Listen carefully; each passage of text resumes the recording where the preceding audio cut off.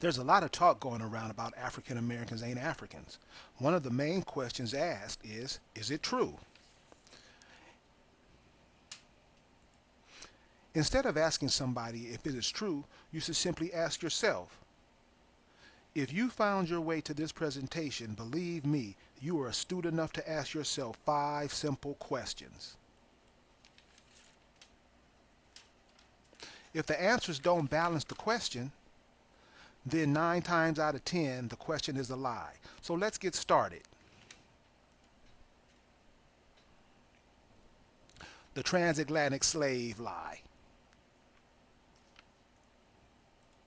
Are we to believe that these people stayed chained up like this for months, pissing and shitting on each other, throwing up, defecating, and eating in those same conditions? Look how close they are. If you look at the bottom of the feet, they look like they may already be dead. But this is how things are romanticized to the African American. Look at the floor. How could a ship survive the Atlantic Ocean? How could these men, look at these brothers at the bottom, look how they're packed in there like sardines. How could these brothers survive the waves? And as you'll see in a minute, the waves were treacherous. Are we supposed to believe this? What did these people eat? What did they drink? And how did they drink and eat laying down? What were they fed from? What were they eating out of? Did they have bottled water back in those days?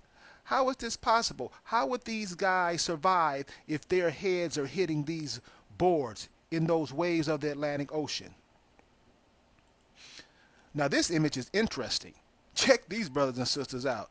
They don't look like they going to be no slaves. They look like they going to a party. Look how the kids are chilling. Look how this brother's daydreaming somewhere like he can't get to where he can't wait to get to where he's going.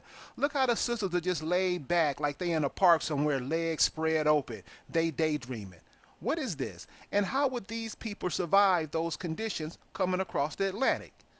This is what I mean by surviving those conditions.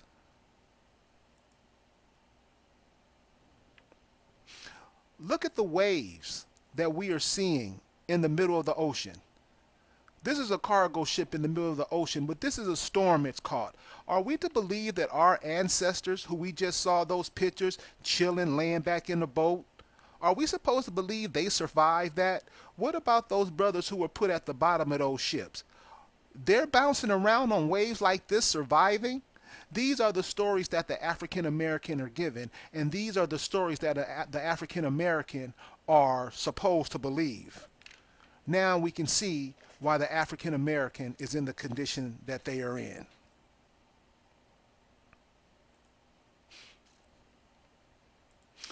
Question two. Is it likely that one group of people would drag another group of people from halfway around the world and then put those refugees on their money? In John Jones's masterpiece, The Confederate Currency, The Color of Money, he shows image upon image of people who look like African Americans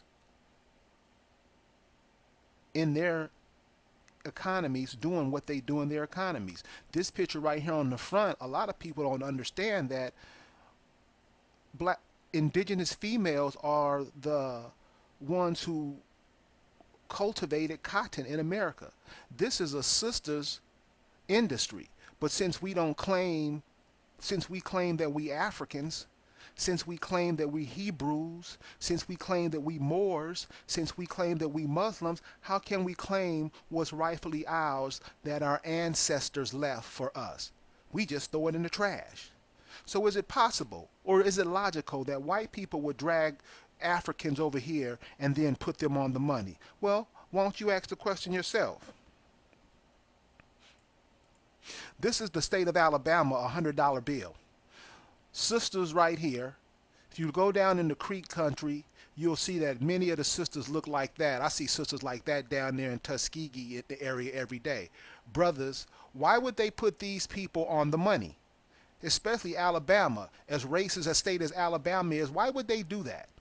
These are the questions you have to ask yourself. Don't ask nobody else because they may not know. If you start asking yourself the questions, believe me, you have enough spirit and enough heart to come back with a question that you ask. So this is the economy that was thriving when the European got here. These people don't look homeless. These people don't look destitute. These people look nice. This is who you were before you ran into Jesus Christ.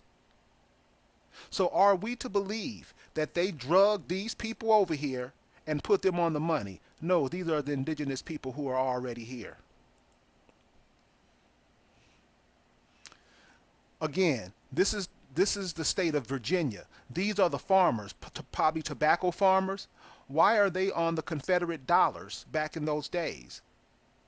Does that seem logical to bring people over, then put them on the money? Or were the people that were already here had an economy and the European tried to fuse the two economies together and in the end wind up doing what they always do, tricking you out of your inheritance? That's what it seems. That's what seems to have happened. If you like to talk about us, we can be reached at info at africanamericansain'tafrican.org. We can come to the Facebook page, African Americans Ain't Africans, the chat room, because these are the things our children cannot grow up twisted like we were. Because what we wound up doing, especially with the civil rights movement and all of these things that we get ourselves into, we wind up giving our inheritance away to other people. Question number 3. A lot of people ask, so what are you saying? The transatlantic slave trade didn't happen? Yeah, that's exactly what I'm saying. Well, if that didn't happen, how did they get over here? How did who get over here? How did the Africans get over here? No Africans came. And if they did come, they came with their masters. See, one of the stories that we're given the stories about the Moors of Spain, how these black men went up to Spain and took over Spain for so many hundreds of years. Well, those were the cats that came over if they did come over, but they didn't come over here as slaves. And another thing, what we have to ask, when we looking at whenever we're trying to figure out something, we always have to look at maps to help us figure it out, because somebody can tell you that Cuba is in Africa, and if you don't know, if you never looked at a map, you would think Cuba is in Africa. So this is the story that they give us. This is the narrative that they give us, that Portugal and Spain, the Pope told Portugal and Spain to divide up the world. These people built ships in Portugal and Spain. By the way, when people are telling you this story, ask them, where did they build the ships? Where did they get the resources to build the ships? These are questions you have to ask, because people will tell you anything. Portugal and Spain built ships, came all the way down the coast. Now, this is a trip right here. Just this horn of Africa coming down here, that's a trip. Then they go into the interior, pack up their boats, hit the equator, and head across to America. This is what the African American believes is the story of his life. With the story of roots and other shenanigans that they were given, the African American thinks this is the origin of his beginning. The people on the ships, that's where it started. And then those people in those ships crossed this in those waves to America. That ain't how it happened.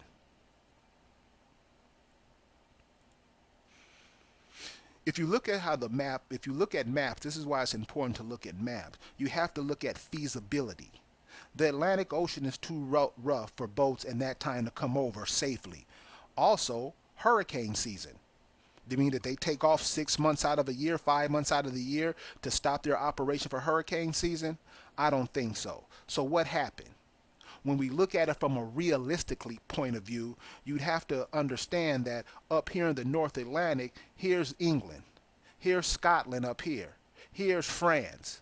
You ever wonder how France, Canada is named after France? Everything in Quebec, Montreal, that's French, because they didn't come across the Atlantic, they came across the Northern Atlantic. And we'll give you a better look here in a minute. All they did was come up here, and when you get up here near Iceland, and when you get up here in the Norwegian Sea, it's nothing but icebergs up here. It's cold. The waters aren't as rough up here as they are in the middle of the Atlantic, because as we'll see in a minute, they have icebergs.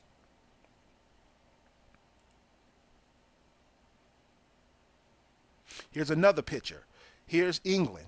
Here's England. Here's Scotland right here. Here's Iceland. So doesn't it make more sense that they would come across here because there's nothing but ice up here. You heard of the Titanic. You heard that it struck an iceberg. Well, that's what you have up in the North Atlantic Ocean. They just skipped across here. Iceberg. Here's Iceland. Here's Greenland. When you get off Greenland, you right here in Nova Scotia, New Scotland. This is the way they came across. How do you know they came across? Because what I get most of the time is, how did you figure this out? Because I have a brain that works. We all do.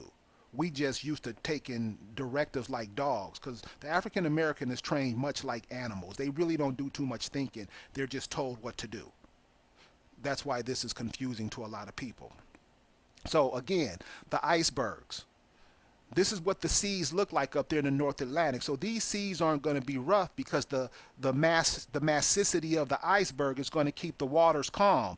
That way you can take your boat, your raft, or whatever you're using to get across, you use that to get across. That's the way they got to America. But still, there'll be other people saying, I don't believe it. No, you lying. You know how we do. So you just have to ask common sense questions. How do you know that's the way they came? Who told you that? Well, I figured it out myself. How did you figure it out? Because New England, the New England part of the United States. Why is it called New England? Because they're trying to fancy it after Old England. And when you get to New England, what comes after New England? You got Nova Scotia, New Scotland. You got Newfoundland. Doesn't that sound like a place that somebody who was coming just found something new and they decided to name this place Newfoundland? We found some new land. New Hampshire, Newport, New Bedford, New York, New Jersey, New Amsterdam, Nova Scotia. They're naming everything new because they're coming from the old world. Is that reasonable that I should look at it like that? You would name if I'm from Compton and I'm moving down to Mississippi somewhere, I'm gonna call my little spot New Compton. Simple. How this goes flies over our head and we call ourselves having an education is beyond me. So then what happened was when they got here, they started going down the eastern seaboard and they started naming places like after their kings and stuff. Virginia, guess she was the queen or something back there. Lynchburg. They started naming Winston-Salem, Columbia. They start naming them. Not now they're not naming them places back at home. They're naming them after people. They're naming them after monuments back home. And then they come over here and start putting their names and faces all over everything. That's how they're stepped down into the America. Then they went down to Georgia, to the Caribbean, back up. But everything, they didn't come across the Atlantic. They just came and hugged the coast and went down. If you think about it, question yourself. Put all scenarios in your mind, question yourself, and see what you come up with. Contact us if you have any new findings that you think is right. Question number 5, and this is the simplest one. Did your grandparents ever tell you that you come from Africa? Did your grandmothers ever tell you you came from Africa? Your great grandmothers, your aunts, did they ever say anything about Africa? And if they did, where in Africa did they say you were from? Who did they say your people were?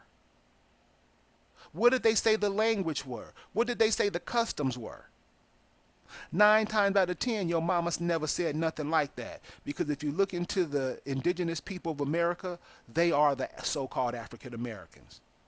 The reason why we trick ourselves out of it because we always coming under some foreign doctrine, something that somebody from somewhere has taught us something, and we take it and we believe it's our life, and that's why we suffer.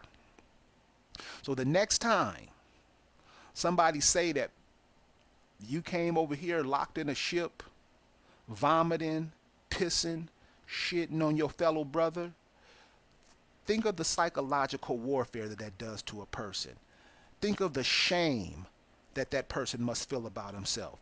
Think of the shame that that person must feel about his brothers and sisters. I'm Kerry Davis. African Americans ain't African. Peace.